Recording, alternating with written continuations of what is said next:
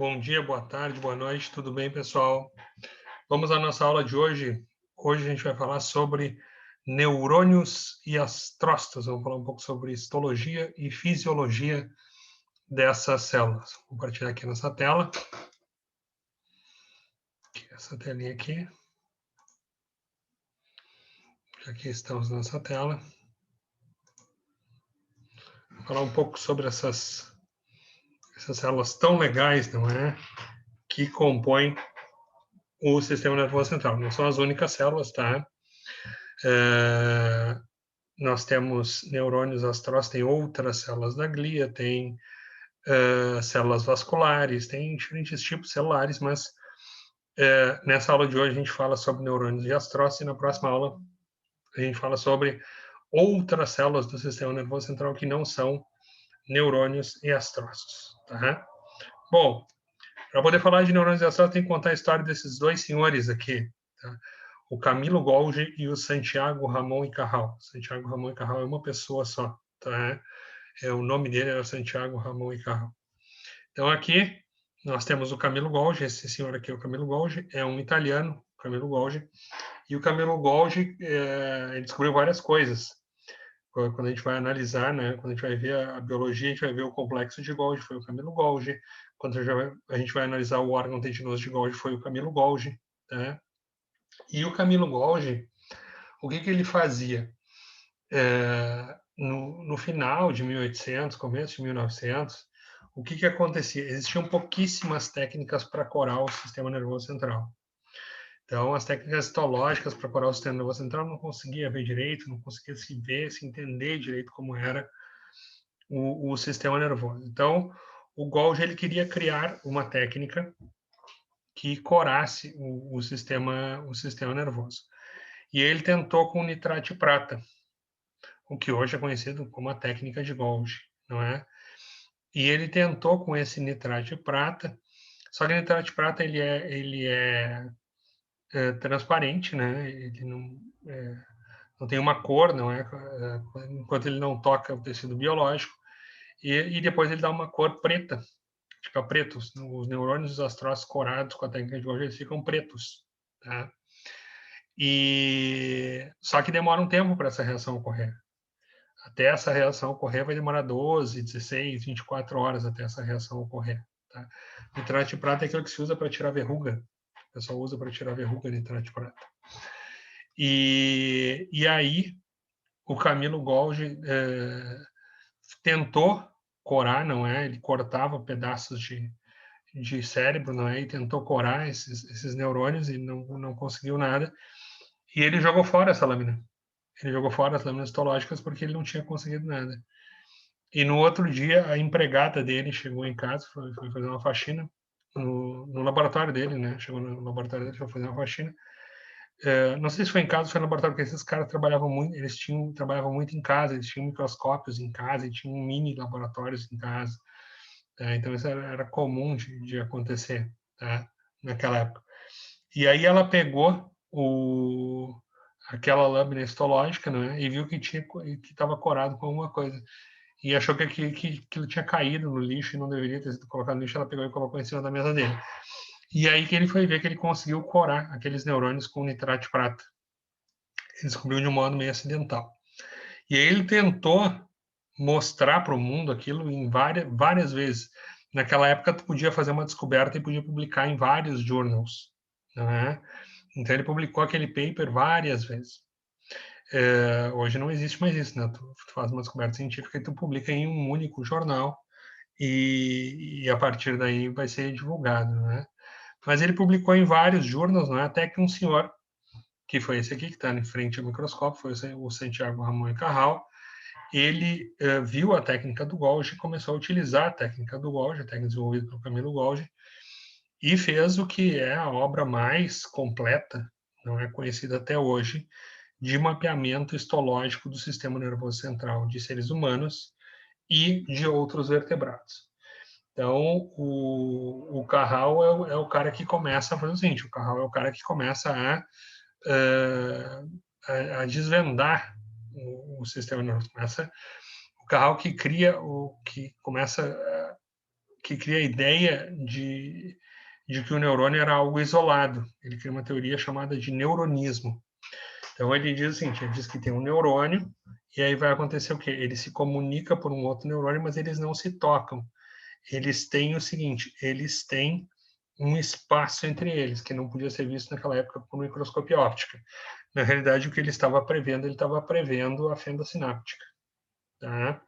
Isso a gente está no final de 1800, começo de 1900, com esse microscópiozinho bem simples aí. Naquela época, o que era o máximo para eles, tá? Era um tubinho que se tu acoplava no microscópio, e esse tubo ele fazia o seguinte, ele projetava a imagem que estava no microscópio sobre a tua mão. Então, tu podia desenhar e fazer o contorno do microscópio, tá? O contorno da imagem que tu estava vendo. Mas, assim, eu acho que muitos dos desenhos do Carral foram feitos ele olhando no microscópio e desenhando, assim, ao lado, não é? Basicamente, a ferramenta que eles tinham era uma ferramenta de desenho, não tinha nenhum tipo de ferramenta de fotografia, nada desse tipo. Então, todos os registros deles eram feitos à base de desenho. Então, vocês imaginem mapear várias regiões do encéfalo, descrever várias regiões do encéfalo, descrever várias regiões da medula espinal, tudo isso no braço, não é? Então, eles faziam tudo isso num trabalho bem artístico, vamos dizer assim. O Golgi também mapeou muitas coisas, não é? Mas o Carral foi o grande mapeador, né? E o Golgi ele tinha uma outra teoria, tinha uma teoria chamada reticularismo.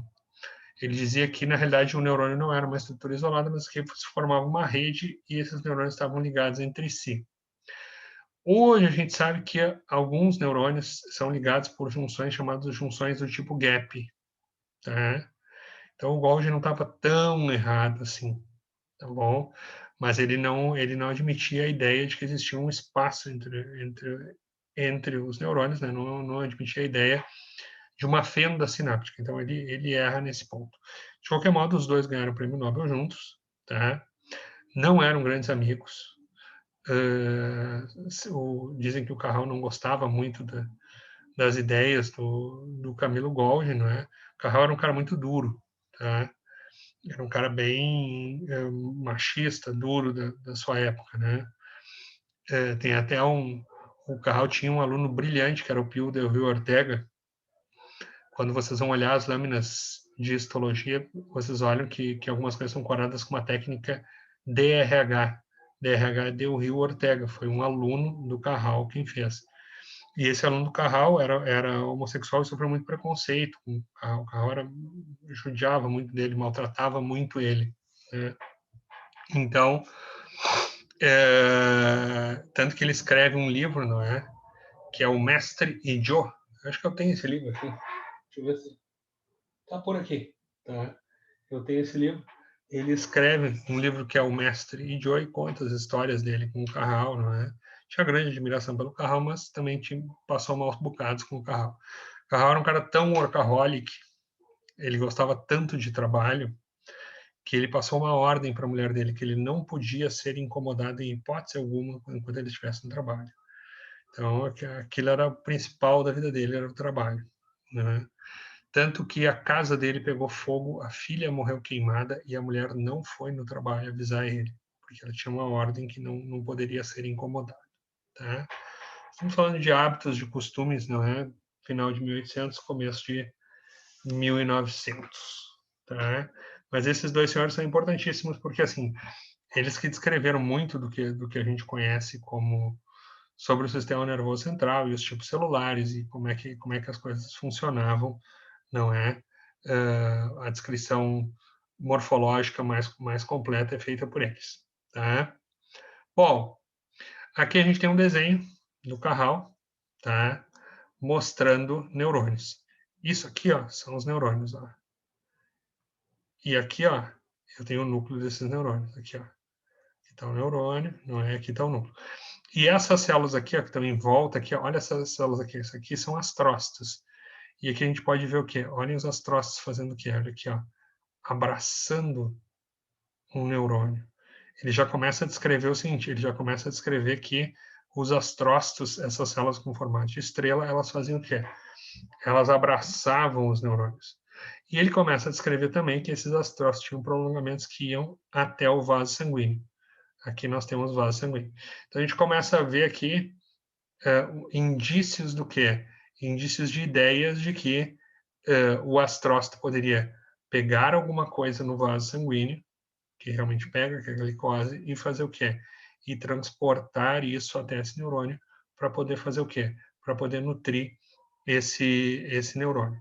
Ele já começa a descrever, não é, essa relação íntima, não é, entre astrócitos e neurônios. Carral começa a fazer esse tipo de associação, tá? Falar um pouco sobre neurônios. Os neurônios eles têm diferentes partes, tá? O neurônio tem um soma neuronal ou corpo do neurônio. Desse soma partem prolongamentos que são dendritos, tá? E parte um grande prolongamento que é o axônio. O axônio, quando ele chega lá na sua extremidade, ele pode fazer o quê? Ele pode se ramificar. Ele vai se ramificar em axônios terminais, tá? Por exemplo, um neurônio motor que parte lá da medula espinal, ele tem o quê? Ele tem um soma, ele tem dendritos, tá? E aí, quando ele sai para compor o nervo, sai o axônio. Um nervo é um conjunto de axônios que faz o quê? Que vai até os terminais axonais e faz o quê? E lança acetilcolina lá naquela musculatura para fazer a contração muscular, tá? Primeira diferença entre axônios e dendritos. Os axônios geralmente mantêm o seu calibre ao longo do seu curso. Então, quer dizer o seguinte, ele começa aqui, ó, desde que ele sai do corpo do neurônio, ele vai mantendo sempre o mesmo calibre, tá? Já os dendritos, lógico que ele vai diminuir o calibre aqui quando ele chegar nos seus terminais, tá? Mas durante seu trajeto ele mantém o mesmo calibre. Os dendritos, eles vão se ramificando e vão ficando o quê? Vão ficando com um calibre menor. E aí eu tenho uma primeira ramificação, que é uma ramificação primária, depois uma secundária, depois uma terciária, depois uma quaternária, e cada vez menores. Tá? Isso é uma característica morfológica que a gente vai encontrar nos dendritos. Tá? Outra coisa, geralmente é o axônio que... Se você tem dois neurônios, tá? Geralmente é o axônio que se comunica, não é? Que envia os seus prolongamentos e se comunica com outro neurônio. Tá? Então, normalmente as sinapses, elas são o quê?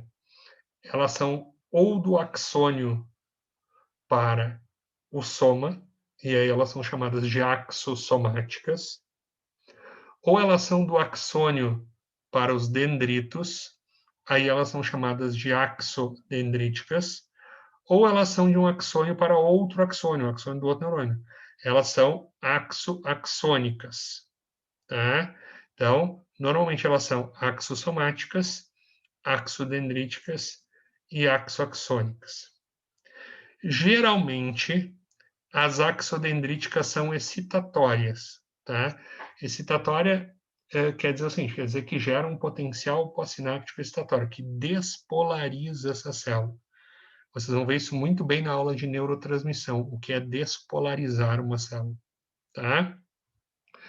Enquanto que as axossomáticas e as axoaxônicas, geralmente elas são inibitórias. Inibitória significa que elas geram um potencial pós-sináptico inibitório. Elas hiperpolarizam essa célula. Isso também está lá na aula de neurotransmissão, tá? Então, essas são características dessa célula que é o neurônio. Mas o neurônio pode ter diferentes formas, tá? Então, vou mostrar alguns formatos desses neurônios. Tá? Então, o que a gente tem aqui? Ó? Nós temos neurônios que são unipolares. Unipolares são basicamente neurônios que a gente vai encontrar quase só em invertebrados, tá? Que tem um corpo celular, tem um único prolongamento, um único axônio que se ramifica aqui na sua extremidade. Tem células da glia que ficam em volta aqui e vão formar uma bainha de mielina, tá? Tem neurônios bipolares, a gente vai encontrar isso na retina, tá? Lógico que esses tipos neuronais, a gente vai fazer o quê? Quando a gente for ver visão, por exemplo, a gente vai ver o bipolar. Quando a gente for ver sensibilidade tátil da pele, a gente vai ver o pseudonipolar, tá? Tem os neurônios bipolares, que eles têm um corpo celular e eles têm em uma extremidade um receptor sensorial, tá? Que no caso vão ser as estruturas responsáveis por detecção de luz, tá? Essa informação vai até um corpo celular e depois segue em mais um prolongamento que vai se ramificar lá na ponta. Depois eu tenho o pseudo-unipolar. Pseudo-unipolar porque ele não é unipolar, ele tem um corpo, tá? Que fica um corpo celular que normalmente forma o que a gente chama de gânglios, não é? O gânglio da raiz dorsal, por exemplo, é um exemplo do pseudo-unipolar. Os gânglios dos pares cranianos são de neurônios pseudo-unipolares, tá? O gânglio da raiz dorsal ele é na medula espinal. E aí eu tenho o quê? Eu tenho um prolongamento que vai, por exemplo, até a pele, e aqui eu tenho um receptor sensorial de tato que vai ser ativado, tá? Essa informação faz o quê? Ela vem, passa por aqui e vai, por exemplo, até a medula espinal para levar essa informação de tato, tá? Então, esse é um pseudo-unipolar. E eu tenho o multipolar. O multipolar é o tipo mais comum, no qual eu vou ter o quê? No qual eu tenho vários dendritos, tá? Por exemplo, aqui, ó. Aqui sai um dendrito, aqui sai um ramo primário, aqui já sai um ramo secundário, aqui já sai um ramo terciário, tá? Então, eu tenho o quê? Eu tenho, no multipolar, eu tenho um soma neuronal, eu tenho dendritos, tenho um axônio, e esse axônio ele vai fazer o seguinte, ele vai se ramificar na extremidade. Por exemplo, o motoneurônio alfa, que é o neurônio motor que libera acetilcolina na musculatura e faz a contração da musculatura, é um exemplo de neurônio multipolar. Mas tem vários tipos de multipolares, não é? No corpo. Tá? Outra coisa, qual é o tamanho de um neurônio? Depende. Depende para que ele serve. Por exemplo, se ele vai estar ligando, né, se ele vai estar só se ligando a outros neurôniozinhos que estão ali por perto dele, ele tem prolongamentos pequenos. Mas, por exemplo, vocês têm um neurônio que ele vai sair da medula espinal e ele vai inervar, por exemplo, a musculatura lá da panturrilha. Olha o tamanho do axônio dele, como tem que ser grande. Tem que ser muito grande o axônio para poder fazer o quê? Para poder chegar até aquela musculatura da panturrilha. Para juntar vários axônios e formar aquele nervo e chegar até a musculatura da panturrilha. Tá? O soma neuronal também depende. Tá? Normalmente a gente vai trabalhar com somas neuronais com um diâmetro de 10 micrômetros. Lembrando que 1 micrômetro é a milésima parte de 1 milímetro. Tá? Mas podem ter somas maiores, podem ter somas menores, tá? Então depende do neurônio, tá bom? Mas esse é um valor bastante aceitável de diâmetro de um soma neuronal, tá? Enquanto um axônio, ele pode ter o quê? Ele pode ter até centímetros, não é? Muitos deles têm centímetros, sai lá da medula espinal e percorre todo o nervo até chegar à musculatura onde está inervando, tá? Ou traz a informação ao longo de todo o nervo, não é, para chegar até a medula espinal. Então, alguns podem ter vários centímetros, tá? 30, 40 centímetros, tá? 50, depende da altura do indivíduo, tá bom? Essas são características morfológicas que a gente vai encontrar nesses neurônios, tá bom? Bom, só que assim não é tão complexo, não é tão simples, quer dizer, é mais complexo, tá? Esses dendritos, tá? Aqui não aparece, tá? Mas muitos dendritos, eles têm o quê? Eles têm o que a gente chama de espinhos dendríticos. Isso aqui é uma imagem, tá? De microscopia de fluorescência, tá? Provavelmente obtida em um microscópio confocal, no qual a gente consegue ver um prolongamento dos dendritos e consegue ver o quê?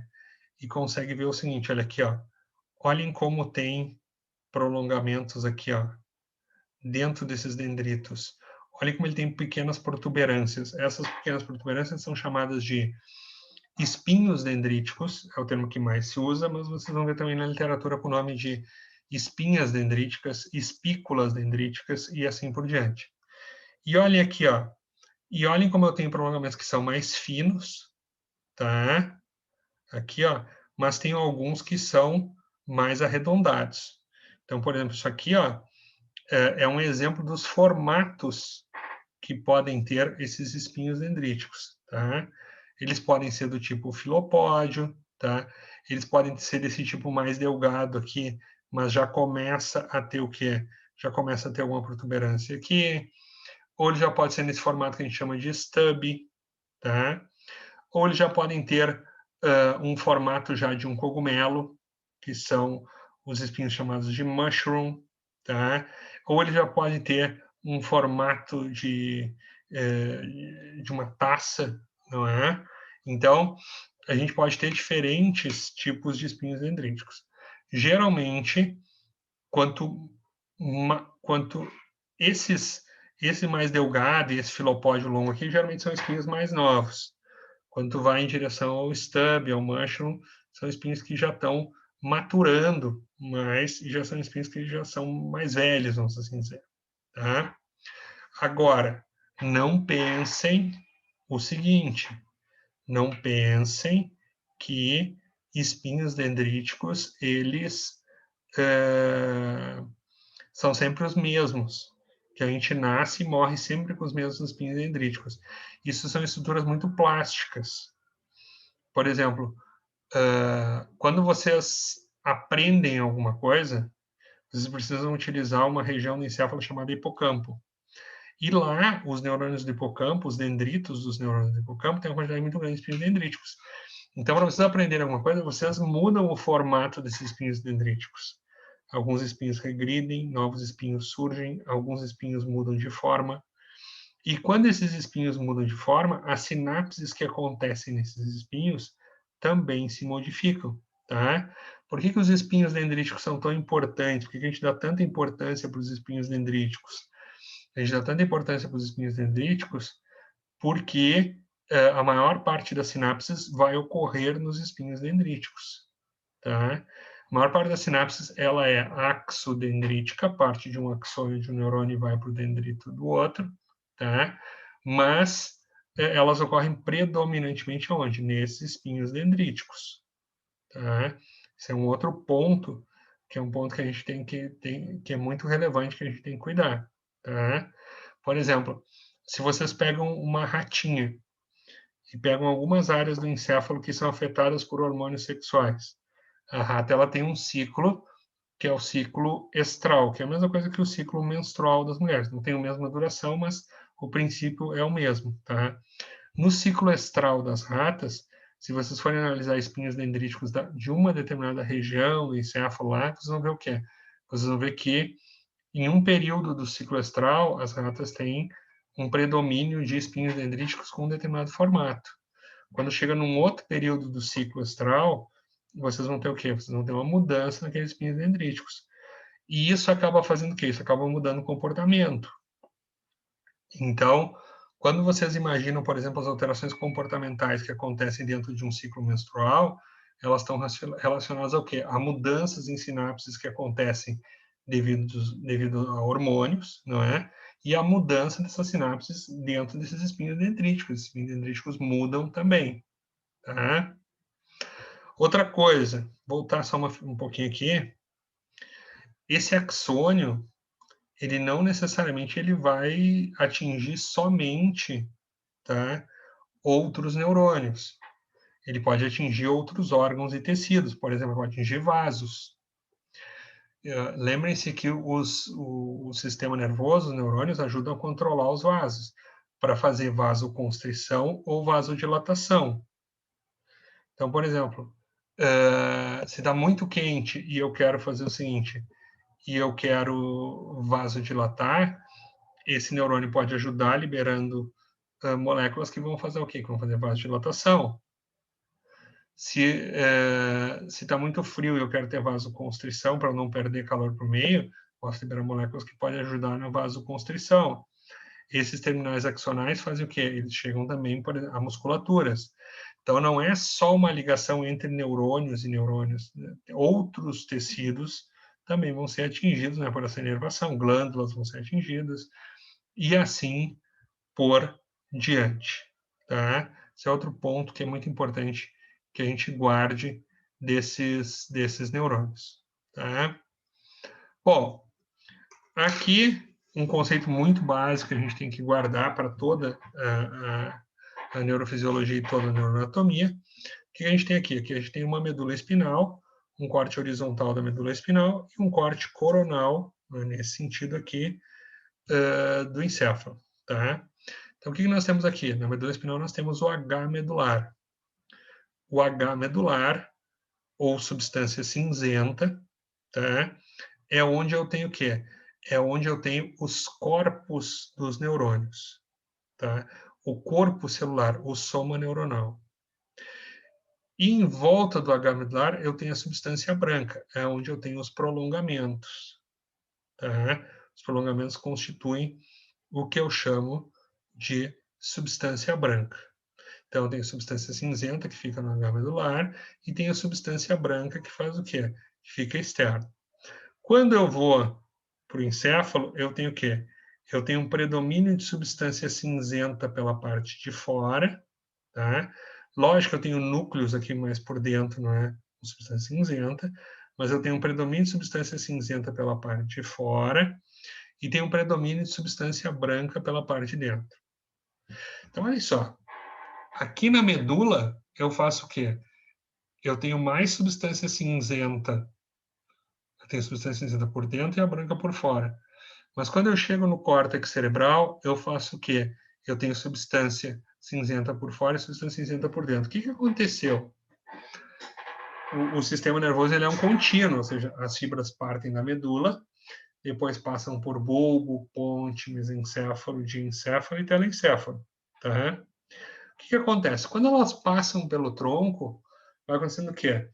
Essas fibras, tá? De substância, essas fibras de substância branca que estão vindo por fora, elas fazem o que? Elas começam a isso aqui, ó.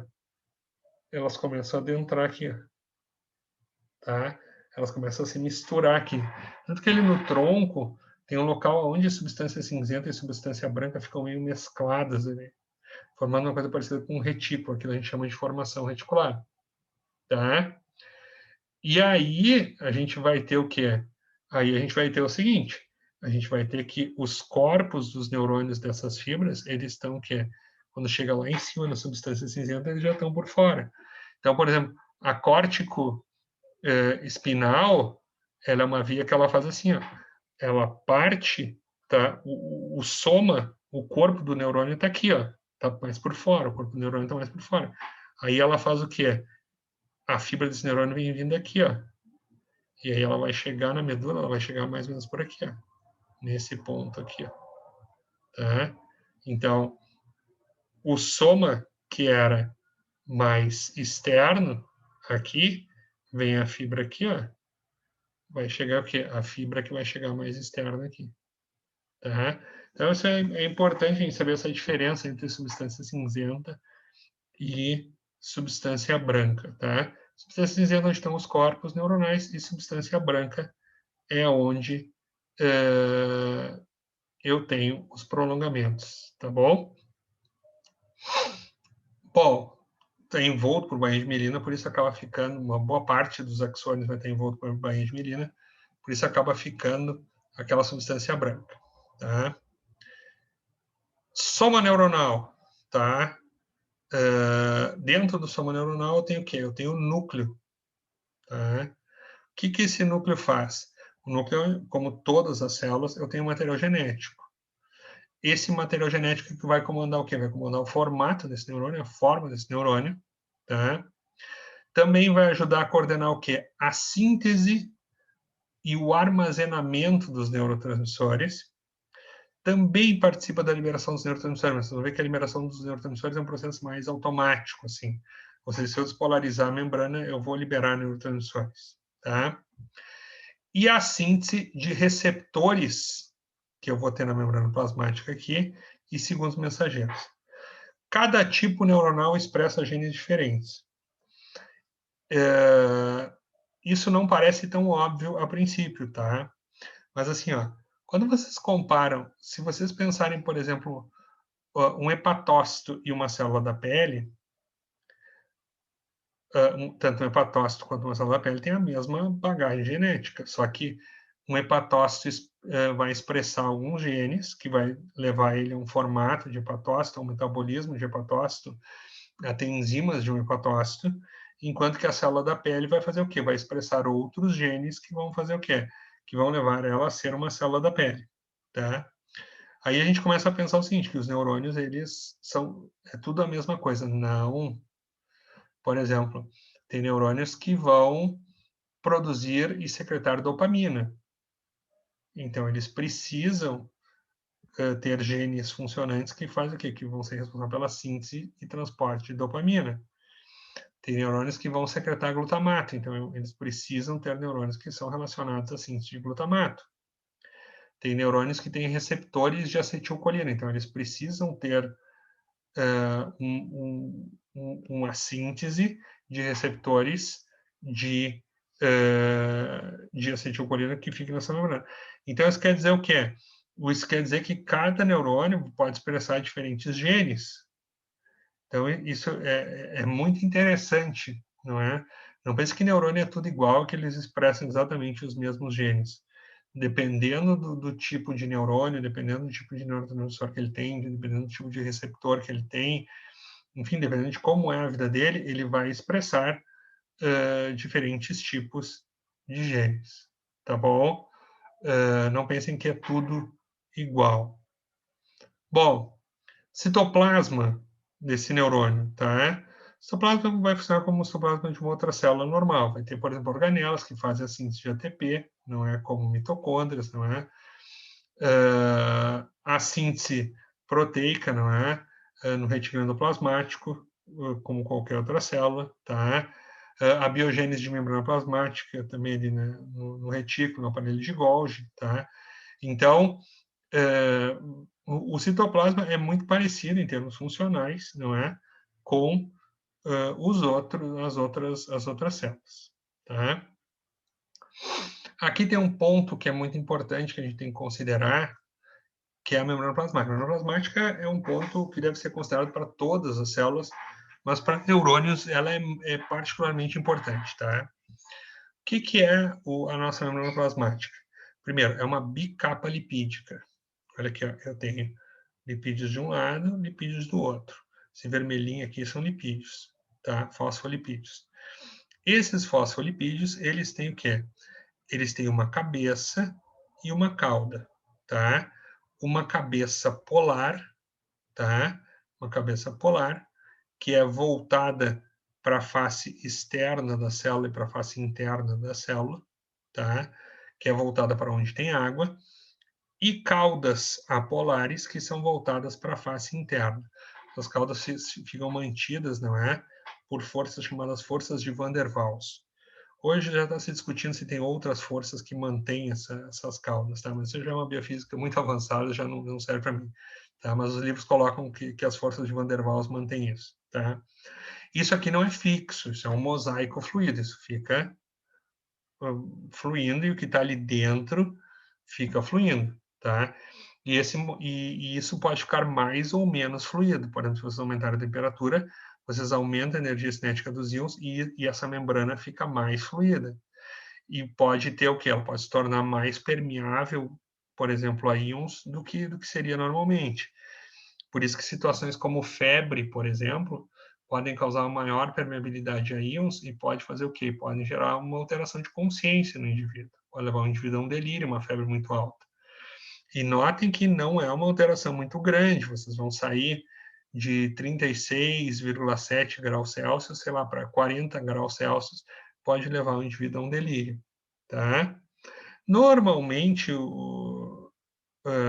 os movimentos desses fosfolipídios, eles são movimentos laterais, tá? Existe um movimento que é bastante raro, que é o movimento de flip-flop, que é o fosfolipídio faz o quê? Ele passa de uma camada, ele dobra e passa para outra, tá? Mas não é um movimento muito comum, tá? Mas assim, ó, não são só fosfolipídios. Nós temos o quê? Nós temos proteínas que são associadas a essa membrana. Tem proteínas que atravessam toda a membrana, tá? São proteínas transmembrana. Tem proteínas que atravessam só uma parte da membrana, tá? Tem proteínas, complexos proteicos que vão... Isso aqui são complexos proteicos, tá? Tem complexos proteicos que vão formar um canal, tá? Para entrada ou saída de íons. Tem colesterol para estabilizar essa membrana, tá? Tem glicoproteínas e glicolipídios, tá? Glicoproteínas são carboidratos ligados à proteína e glicolipídios são gorduras, né? Lipídios ligados a carboidratos, tá? E eu tenho aqui, ó, isso é uma coisa que as pessoas sempre imaginam, elas imaginam que a célula, ela é ela é uma membrana plasmática que envolve as organelas, tem um citoplasma que é líquido e que as organelas ficam boiando ali. As organelas não ficam boiando ali, tem todo um sistema de citoesqueleto, como se fosse um sistema de cabos, tá? Que fazem o quê? Que ajudam a manter a estrutura dessa célula. Tá? Eles vão acabar mantendo essa estrutura. Tá? Bom, aqui eu peguei essa imagem ilustrativa. Isso aqui, obviamente, não é um neurônio, não é um astrócito, aqui é um epitélio. Tá? Mas essa figura, ela serve para mostrar o quê? Ela serve para mostrar diferentes filamentos, não é? Que vão fazer o quê? Que vão compor esse citoesqueleto, tá? Que vão compor esse citoesqueleto dessa célula. Então, o que a gente tem aqui, ó? A gente vai ter, por exemplo, microtúbulos, filamentos de actina e filamentos intermediários. Os microtúbulos são os mais grossos, tá? Tem um diâmetro maior, de 25 nanômetros. Depois nós temos os filamentos intermediários, exatamente esse nome, por isso que eles são intermediários, que tem de 8 a 10 nanômetros. E tem os filamentos de actina, tá? Que tem em torno de 7 nanômetros. São os principais que a gente vai encontrar. Só que notem que esses microtúbulos, esses filamentos de actina, eles fazem o quê? Eles não são fixos. Eles podem fazer o seguinte, eles podem ir se moldando, crescendo numa direção e deixando de crescer na outra, se desintegrando na outra, tá? Então, assim, eles podem fazer o seguinte, não é uma barra fixa que fica lá dentro daquela célula. Isso é móvel, tá? Ou seja, vocês podem mudar esses filamentos de actina de posição, tá? E esses microtúbulos, esses microtúbulos são fundamentais para quê? Por exemplo, para vocês levarem substâncias ao longo das células, tá? Então, assim, isso é móvel. Por exemplo, eu digo para vocês que um espinho dendrítico, ele cresce, ou ele diminui, ou ele não existe, ele se forma. O que é isso? São alterações nos filamentos de actina, que eu vou aumentar a quantidade de filamentos de actina, vou diminuir a quantidade de filamentos de actina, vou polimerizar mais, vou polimerizar menos, tá? Então, as células, elas vão se comportar dessa maneira. O citoesqueleto, por exemplo, o citoesqueleto de alguns tipos de tumores, ele faz o quê? Ele fica mais frouxo, a célula fica mais mole. Outros tipos de tumores, ao contrário, por exemplo, um glioblastoma, o citoesqueleto fica mais rígido, tá? E a célula fica mais dura. Tá?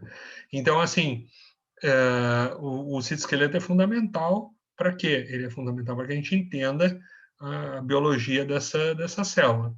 Tá? Olhem só, para que serve esse microtúbulo também? Esse microtúbulo, ele se associa a proteínas citoplasmáticas e vai ajudar a fazer o quê? O que a gente chama de transporte axoplasmático bidirecional. O que é um transporte axoplasmático bidirecional? Por exemplo, eu produzir neurotransmissores, colocá-los numa vesícula e fazer o quê? E levar do soma, que está nessa direção, em direção quê? Em direção ao terminal do axônio. Quando a gente sai do soma neuronal e vai em direção ao terminal do axônio, a gente tem o quê? A gente tem um transporte anterógrado. Tá? Por exemplo, quinesina é um complexo proteico que vai fazer o quê? Quinesina é um complexo que vai levar, não é?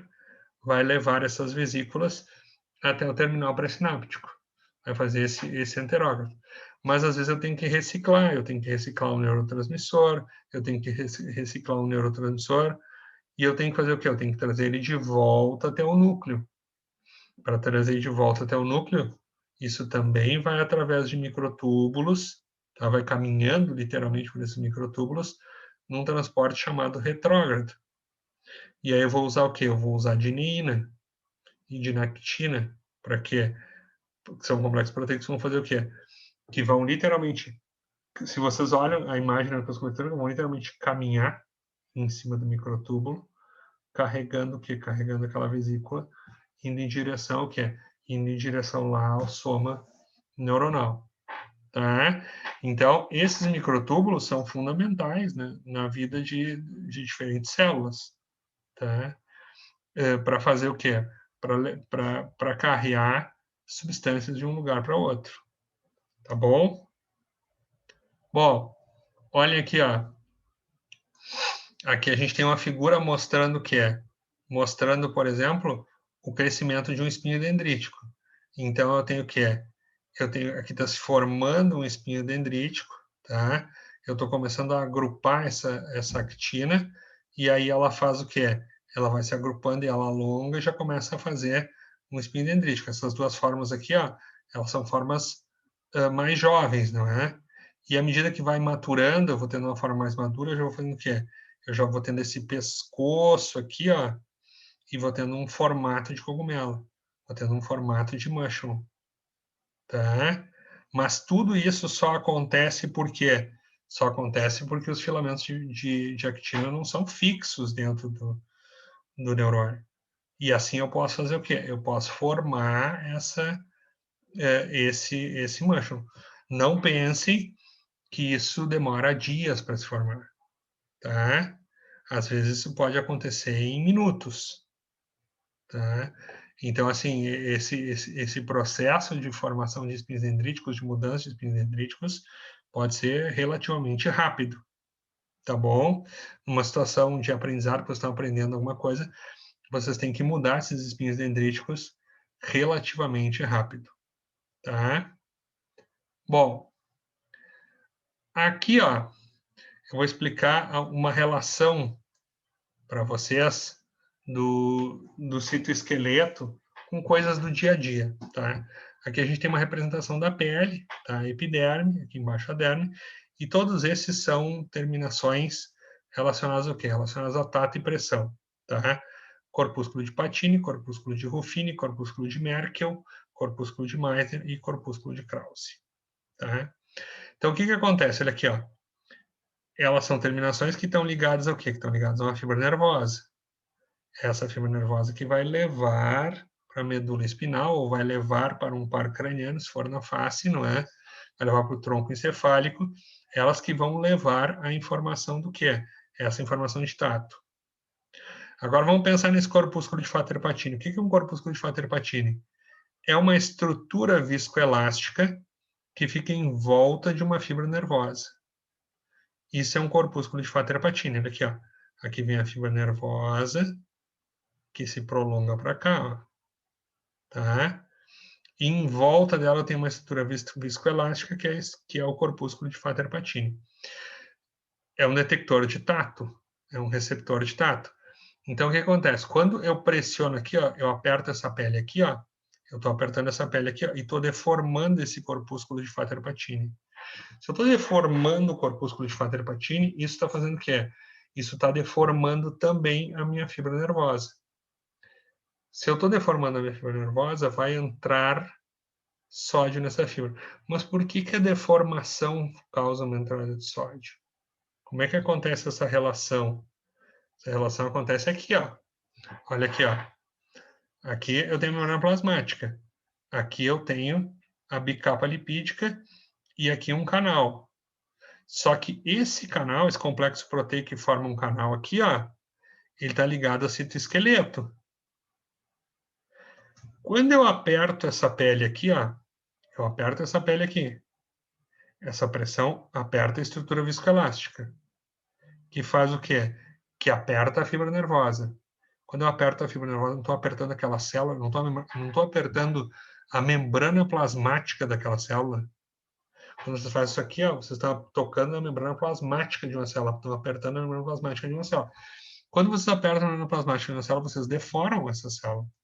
Olha aqui, ó. eu estou deformando. Quando eu deformo, eu faço o quê? Eu estiro o citoesqueleto, eu traciono o citoesqueleto. Quando eu tracionar o citoesqueleto, ele está ancorado ao quê? Ele está ancorado a esse canal, ele está ancorado a esse complexo proteico. E aí ele faz o quê? Ele traciona e faz o quê? E abre esse canal, e aí a partir daqui vai acontecer o quê? Vai entrar ou vai sair íons. O tato é baseado nisso, tá? Existe lá dentro do músculo, existem fibras chamadas fibras intrafusais que detectam o grau de estiramento da musculatura, é baseado nisso. Existem fibras nervosas que ficam dentro do tendão, que compõem o que a gente chama de órgão tendinoso de Golgi, que também foi descoberto pelo Golgi, que medem o grau de contração da musculatura, o grau de tensão da musculatura, é baseado nisso. É uma força que é exercida sobre o quê? Sobre a membrana plasmática da fibra nervosa. Quando eu exerço essa força sobre a membrana plasmática da fibra nervosa, eu empurro o citoesqueleto, traciono o citoesqueleto e vou acabar abrindo esse canal. E aí eu vou ter o quê? Eu vou ter uma entrada ou saída de íons e vou despolarizar ou hiperpolarizar essa célula. Normalmente é uma abertura e eu tenho uma entrada de sódio e despolarizo essa célula. Tá? Isso é o que normalmente vai acontecer. Tá? Bom, outra coisa que é muito importante, assim, que vocês tenham em mente. Esse citoesqueleto, ele segue uma regra tudo que acontece num estágio macro acontece no estágio micro. O que eu quero dizer para vocês, né, com isso na neuro? Por exemplo, quando vocês têm uma grande lesão neurológica, tá? O paciente está normal, ele está rígido, tá? Quando ele tem uma grande lesão neurológica, ele faz o quê? Ele lesa, por exemplo, o córtex cerebral. Faz um grande AVC. O que ele faz? Ele destrói o córtex cerebral e as regiões mais abaixo, o tronco e algumas regiões do sistema límbico mais abaixo, começam a fazer o quê? Começam a fazer... começam a dar atos bem primitivos para ele. Ele começa a ter atos típicos de criança. Ele começa a ter, por exemplo, reflexo de sucção. Em idade adulta, a gente não tem reflexo de sucção, mas um bebê tem reflexo de sucção. Mas se tu lesa o córtex do indivíduo, tu pode facilmente fazer o seguinte, tu coloca o dedo ao lado da boca dele aqui, ó, faz assim do lado da boca dele, e ele faz o que? Ele começa a succionar, ele volta a ter reflexo de sucção. Tá? Mas o que isso tem a ver com as células? As células se comportam do mesmo jeito, os neurônios se comportam do mesmo jeito, os astrócitos se comportam do mesmo jeito. Por exemplo, tem um filamento intermediário chamado nestina, tá? Nestina é um filamento que a gente só vai encontrar lá no tubo neural. Vocês não vão encontrar nem astrócitos, nem neurônios expressando nestina em quantidade significativa em vida adulta. Mas se tu lesa o sistema nervoso, tu faz uma isquemia, se tu faz um trauma cranioencefálico, se tu faz alguma coisa, esse neurônio ele faz o quê? Ele volta a expressar proteínas, não é? Volta a expressar filamentos de citoesqueleto que ele expressava quando ele era jovem, quando ele estava lá no tubo neural. Isso aqui, ó, é uma imagem em microscopia de fluorescência, provavelmente em confocal, no que é mostrando em verde aqui, ó, neurônios que estão fazendo o quê? Neurônios que estão expressando essa anestina. Tá? Essa anestina, ela fica o quê? Ela fica aqui no citoplasma. E aqui eu tenho um marcador de núcleo. Tá bom? Então, assim, ó, esse princípio, o que acontece em termos comportamentais, essa regressão que acontece em termos comportamentais, também é uma regressão que acontece em termos celulares. Vamos falar um pouco sobre astrócitos, não é? Os astrócitos, não é? A glia em si, não é? Vamos falar primeiro sobre a glia, não é? foi descoberta por um senhor chamado Virchow, Rudolf Ludwig Karl Virchow. Tá? O Virchow chamava a glia de Nervenkit, tá? Não sei se é assim que se fala em alemão, não é? Ele chamava do cimento do nervo, que era algo que ficava em volta das fibras nervosas, não é? Como se fosse um cimento, como se fosse para dar um formato, não é? Para segurar aquela estrutura que era a fibra nervosa propriamente dita, tá? Tanto que a palavra glia, ela tem a ver é relacionada com glue, com cola, ou seja, uma cola que ficava entre os neurônios, tá? O Virchow, ele é o pai da patologia moderna, e é muito interessante a gente falar sobre o Virchow no dia de hoje, não é? Porque o Virchow, ele era um médico que na guerra franco-prussiana, não é? Ele criou o primeiro hospital móvel. Então, hoje a gente está no meio de uma pandemia, não é? Uma situação muito difícil no nosso país e alguns lugares colocando hospitais móveis em uma batalha muito grande para que as pessoas possam sobreviver, não é? Então, esse conceito de hospital móvel, de fazer um hospital que podia se deslocar e ir para um outro local, isso surge, não é, na Guerra Franco-Prussiana, não é, com o Virchow. Ele foi o primeiro cara a pensar isso. Se a gente tem esse tipo de coisa hoje, não é, a gente deve a esse senhor que, além do hospital móvel, ele descreve a glia, não é a primeira pessoa a descrever a glia, tá? O astrócito mesmo, não é? É descoberto por esse húngaro, não é? O Mihaly Lenhorzek. Alguns chamam de Michael, ele, tá? E ele quem vai descobrir o astrócito, essa glia com um formato de estrela. Existem vários outros tipos de glia. Depois nós temos uma outra aula que é só sobre as outras glias e outras células do sistema nervoso central, tá? Mas essa aula a gente dedica aos principais, que são os neurônios dos astrócitos. Então a descoberta da glia é o Virchow, não é? E o Lenhorzek, ele faz o quê? Ele mostra, não é, o astrócito, essa glia com formato de um astro, uma célula, um cito, não é? Um formato estrelado, um astrócito. Tá?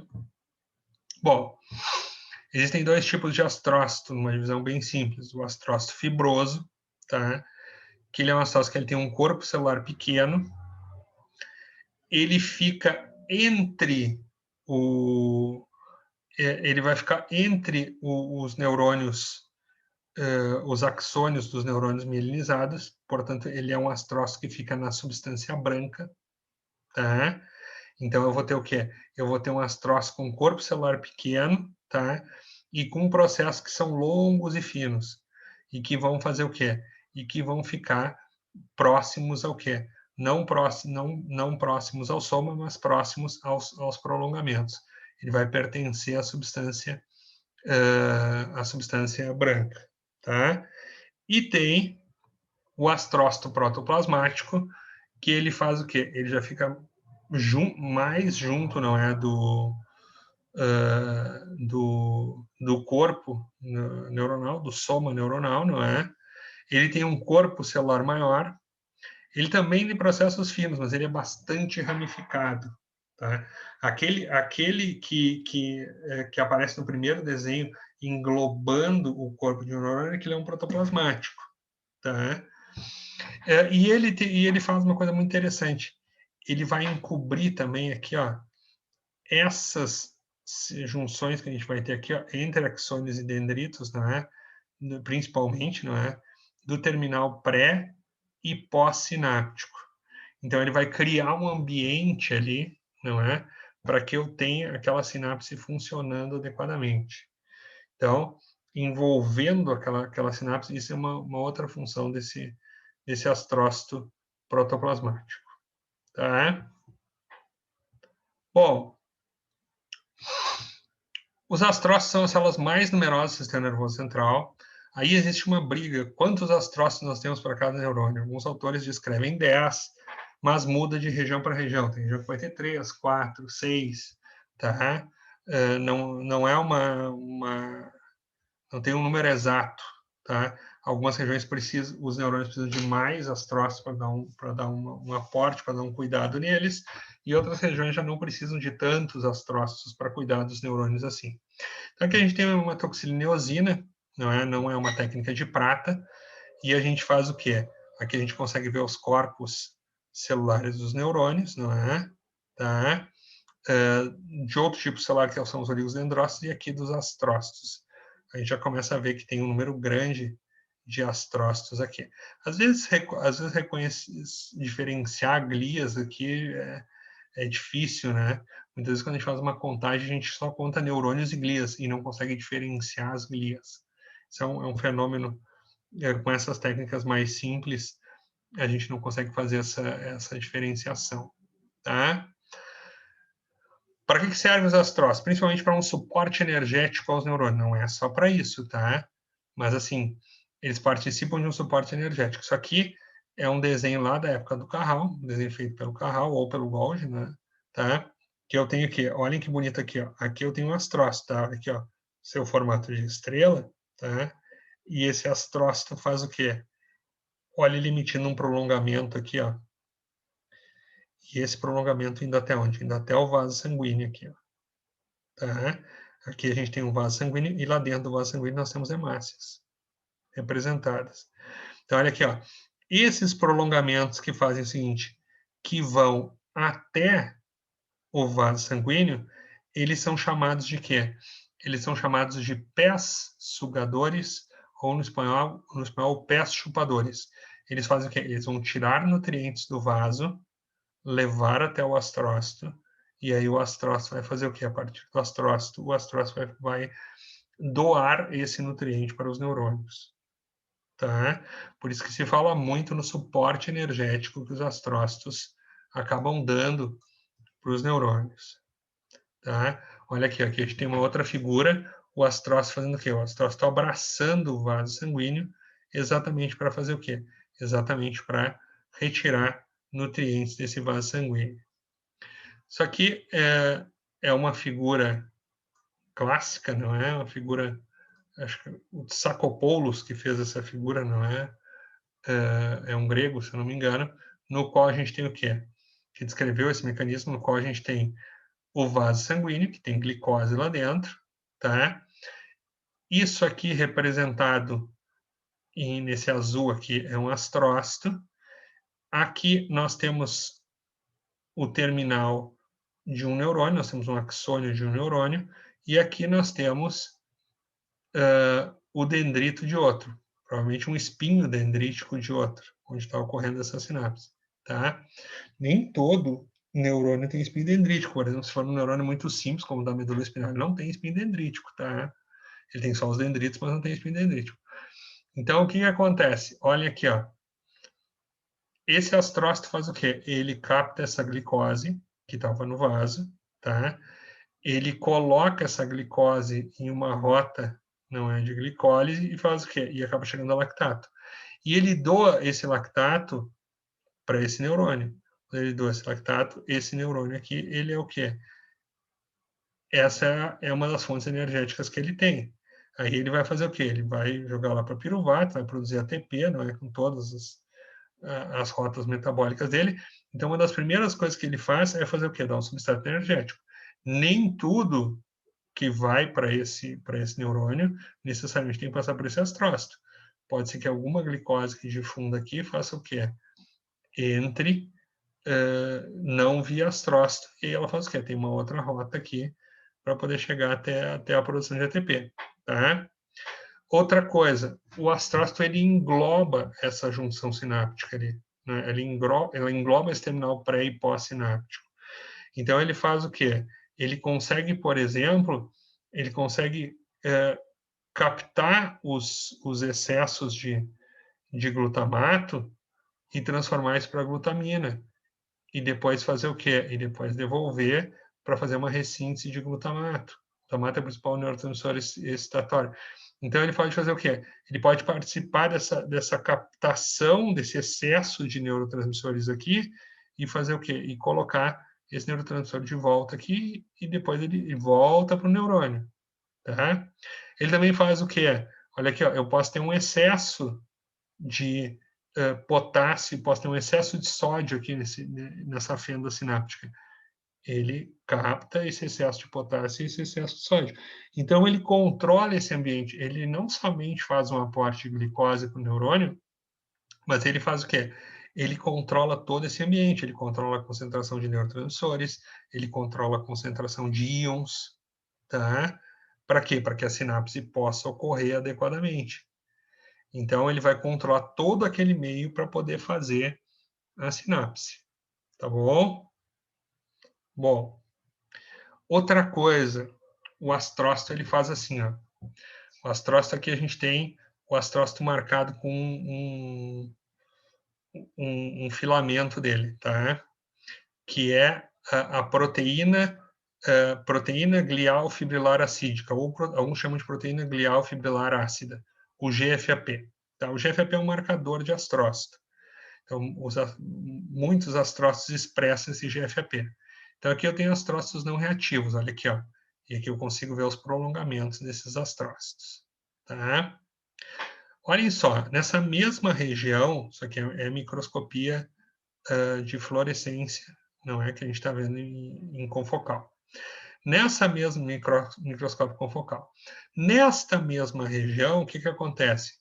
Eu posso fazer o seguinte, eu posso passar a ter astrócitos reativos. Olha os reativos como eles têm mais prolongamentos. Olha como eles cobrem mais área. Tá? Eles fazem um fenômeno chamado de gliose reativa. Por que eu tenho a gliose reativa? A gliose reativa eu tenho, por exemplo, quando eu faço uma lesão no sistema nervoso. Por que fazer uma gliose reativa? Por que colocar prolongamentos, aumentar os prolongamentos e tapar mais os neurônios? É como se eu fizesse o seguinte, eu faço um trauma, eu faço uma isquemia no sistema nervoso. O que o astrócito tenta fazer? Ele tenta fazer essa gliose reativa para fazer o seguinte, para cobrir aquele neurônio, cuidar daquele neurônio, melhorar o aporte para aquele neurônio, não é? De glicose, controlar o meio extracelular que está em volta daquele neurônio para ver se aquele neurônio sobrevive. É como se ele cuidasse daquele neurônio, tá? Aí pode ser que o neurônio não sobreviva, e aí ele faz o quê? Ele pode fazer uma cicatriz glial, ele tapa aquele lugar com glia. Aquele espaço, não é? No qual morre aquele neurônio, e a gente não consegue regenerar ele de uma forma efetiva, vai acontecer o quê? Ele vai ser tapado com glia. Eu vou fazer uma cicatriz glial ali. Tá?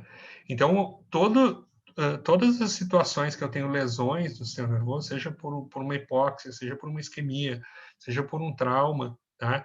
Isso sempre vai causar um aumento de reatividade do astrócito. E ele vai fazer o quê? E ele vai mudar a expressão dos seus filamentos intermediários, ele vai aumentar a expressão dos seus filamentos intermediários e vai fazer o quê? E vai tentar tapar aquela região. E também vai começar a expressar filamentos intermediários mais primitivos. Ele vai começar a expressar, por exemplo, em vida adulta ele expressa o GFAP. Ele vai aumentar a GFAP. Mas ele vai começar a aumentar também nestina e vimentina, que são filamentos mais primitivos. Tá?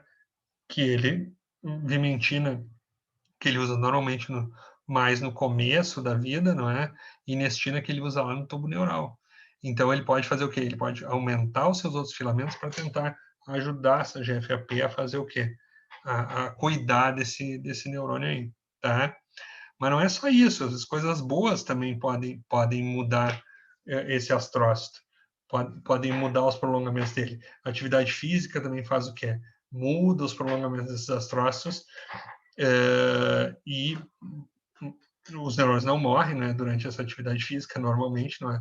Mas muda os prolongamentos desses astrócitos para melhorar o aporte nutricional para esses neurônios, enfim, para a vida ser boa, para a vida ser curtida ali, tá bom? Lógico que as mudanças que acontecem nos neurônios, por exemplo, com uma atividade física, são mudanças diferentes das mudanças que a gente observa, por exemplo, com um trauma. Tá? São tipos de alterações nos astrócitos que são diferentes em termos morfológicos. Tá bom? Tem vários métodos de medir isso, não é? Várias variações de forma, tem várias maneiras de se medir isso, tá? Bom, outra coisa que esses astrónomos fazem algo que é muito legal, que foi descoberto agora há pouco. Muitos livros falam que o sistema nervoso não tem sistema linfático, tá? Mas ele tem um sistema chamado de glinfático, tá? O que é sistema glinfático? Olha só. O que a gente tem aqui? Aqui a gente tem o sistema arterial, tá? Que faz o que é o sistema arterial, que chega até o sistema nervoso, e aqui tem a saída do sistema venoso, tá? Então, o que acontece? O que acontece é o seguinte, tá? Olha aqui, ó. As células da glia, elas fazem o seguinte, elas vão acabar envolvendo aqui, ó, esses astrócitos, não é? Esses pés sugadores, esses endfits aqui, ó, eles vão acabar fazendo o quê? Eles vão acabar envolvendo aqui, ó, essa fibra nervosa, tá? Eles vão acabar cercando essa fibra nervosa, tá? Essa fibra nervosa, opa, volta, vão acabar cercando esse vaso, tá? Então, eles cercam esse vaso. Esses pés sugadores cercam esse vaso, tá? Quando eles cercam esse vaso, eles fazem o quê? Eles têm um espaço que fica entre o vaso, tá? Isso tanto em artérias quanto em veias. Tem um espaço que fica entre o vaso e esses pés sugadores dos astrócitos. Isso a gente chama de espaço perivascular, em volta do vaso, tá? Passa líquido por aqui, ó. Tá? Passa líquido por aqui, nesse espaço perivascular, tá? Um líquido semelhante a uma linfa, tá? O que acontece principalmente durante o sono?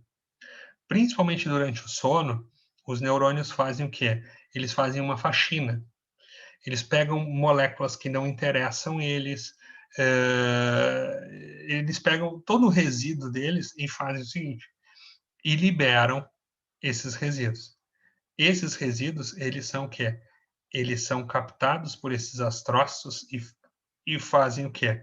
Eles são capturados por esses astrócitos e são lançados aqui no sistema de veias, não é? Eles são lançados nesse espaço perivascular aqui. Algumas dessas moléculas, elas adentram dentro do sistema venoso, entram dentro da veia. E aí o que vai acontecer? Esse lixo celular, tá? O que não serve para esses neurônios, tá? Ele faz o quê? Isso é escoado ou através desse espaço perivascular aqui, ó, como a gente pode ver aqui, ó, passando por esse espaço perivascular, ou através por dentro do próprio sistema venoso, para fora do organismo, tá? Isso a gente chama o quê? Isso a gente chama de sistema linfático, é uma mistura de sistema linfático com um sistema glial, tá? É uma forma que o organismo tem de fazer o quê? De se livrar de detritos, de coisas, por exemplo, de placas de beta-amiloide que não servem para ele, de determinadas proteínas que não estão servindo para ele, e fazer o quê? E lançar isso em direção à circulação, depois vai em direção ao fígado, para ser metabolizado pelo fígado. Por isso que se fala muito que algumas doenças neurodegenerativas e algumas lesões do sistema neural, algumas doenças neurodegenerativas de longo prazo, assim, que começam a matar neurônios, começam Alzheimer, por exemplo, se fala muito que às vezes está associado ao quê? Ao indivíduo não dormir direito. Porque ele faz o quê? Porque ele não consegue usar esse sistema linfático adequadamente e ele faz o quê? E essas moléculas que vão ficando vão acabando lesando esses neurônios, não é? E vão acabar levando eles à morte. Tá?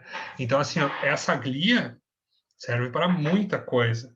Ela não é o astrócito. Quando a gente fala em astrócito, pegarem um livro for falar sobre astrócito, mas assim, o astrócito serve para dar suporte para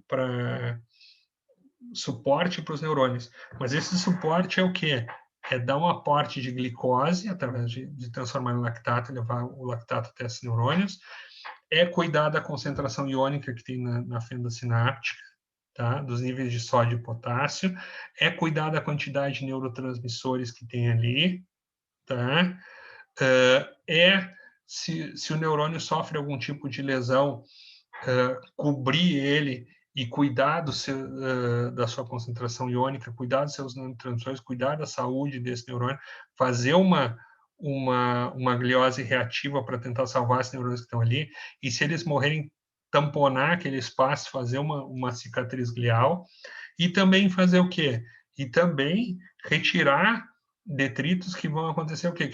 Que vão surgir do metabolismo do neurônio, para que o neurônio não se complique e não se destrua, tá?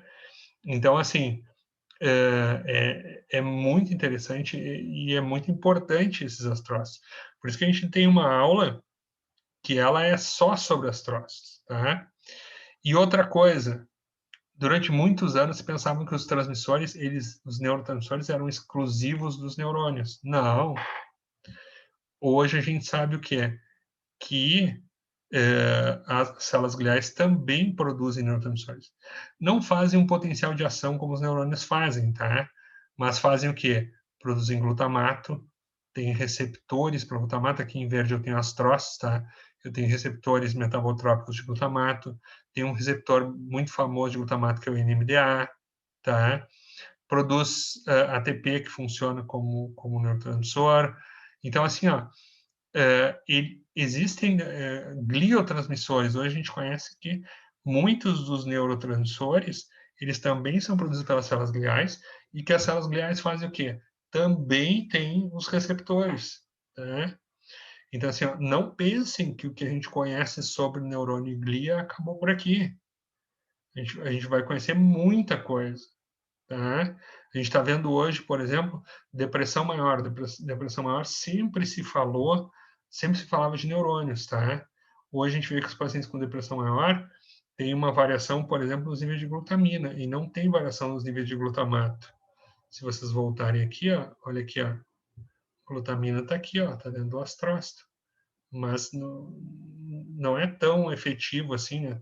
Volta em glutamina, mas não é tão efetivo dentro do neurônio. O neurônio vai ter principalmente glutamato, tá? Então, assim, ó, é muito importante, são muito importantes as funções da glia, a gente vai aprender cada vez mais, tá? A gente está num ponto onde a gente está aprendendo sobre funções dessa célula glial, tá? Existem livros inteiros somente sobre glia. Existem livros enormes inteiros somente sobre astrócitos, sobre fisiologia de astrócitos, tá? Tem um dos principais livros sobre